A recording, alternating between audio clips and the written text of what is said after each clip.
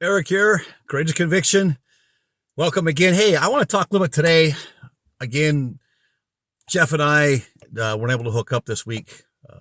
He lives far away from me, and he's on vacation with his family. So hopefully next week we'll be back with you together. I enjoy our conversations we have, and with the two different way we think, I think it makes for some interesting conversation. So if you haven't done this yet, please hit the like button down below, subscribe, and pass this on to your friends. We really got to build our base up. We're growing. Every day we grow a few.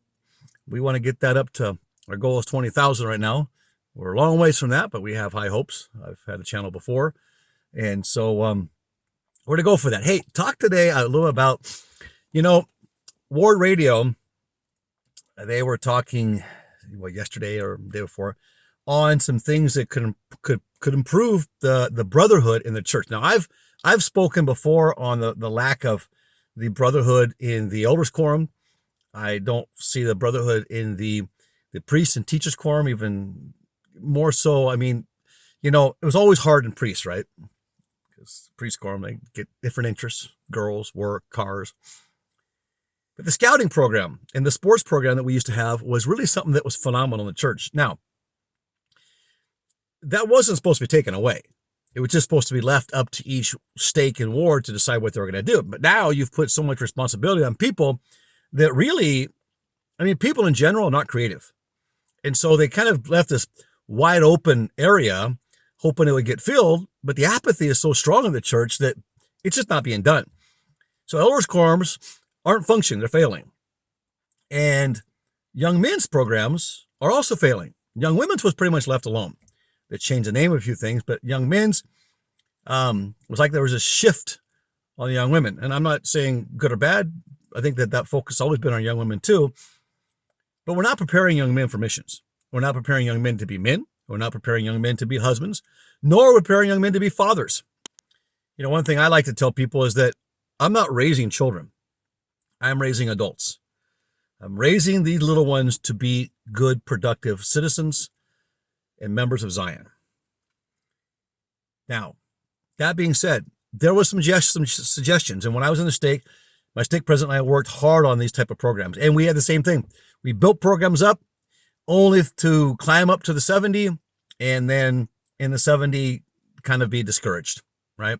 Where that came from the attorneys or where that came from the church or just because we were down in Latin America could be the case too, because they just didn't have the concept of any type of an outdoor type of program because it's just, they don't do it. Very few people do that kind of stuff. So I give 100% for this idea. I'm going to put down below, I'll put the link in for this Ward Radio. They're another podcaster, they're members at church. And they had a guest on who's also a podcaster. I think we should listen to this. And I've always advocated that we need to put programs back in for the men. We need to be camping. We need to be going outdoors more so than we're doing. Oh, yeah, we go to the camp once a year. We don't prepare for anything. And the camp in the church anymore, it's a joke. You show up 5 o'clock in the evening, you pitch your tent, you cook your dinner, you have a quick little campfire. Everybody goes to bed by 10. You're up at 5:30, 6 o'clock in the morning. You make breakfast, you clean up, you pack up, and you go home. That is not an activity that builds camaraderie. I'm sorry, that's more work than it is effort. And I actually chose to not go anymore because it was too much work and there was no camaraderie. You try to put a testimony meeting in there and you check off the box of spiritual things, but we're just checking off boxes. We're not doing anything with quality. So here's what I'm proposing.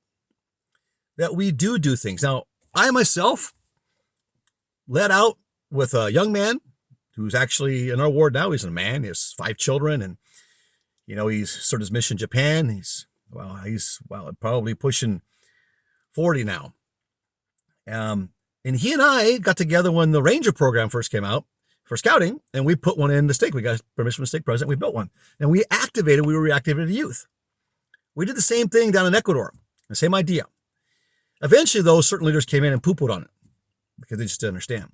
And we lost all those kids. And the same happened down in Ecuador. Others came in. That's back the time this church decided to move away from the scouting program, so that the blanket was for the 70 was no scouting activities.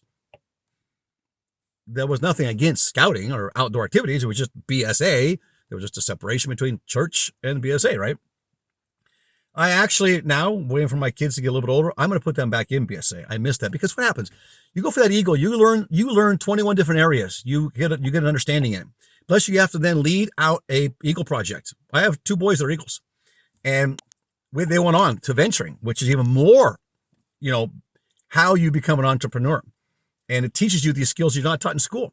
Scouting did that.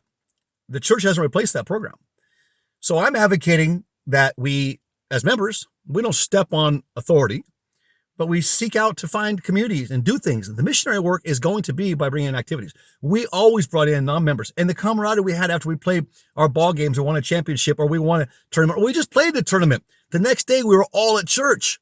My dad was our coach. We were teachers then. And another thing we did as teachers, when I was president of teachers, my dad said to me, do something big, make it memorable. And we did. We worked our butts off. We planned a trip. We did the research. We planned a trip to Alaska. We were leaving from California. We had to work the money. We had to budget it out. We had how many days we had to work.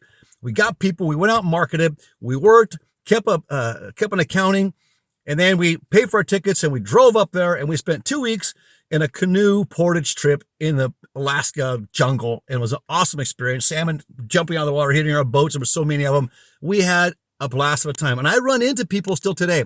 This has been 40 something years ago, 45 years ago almost.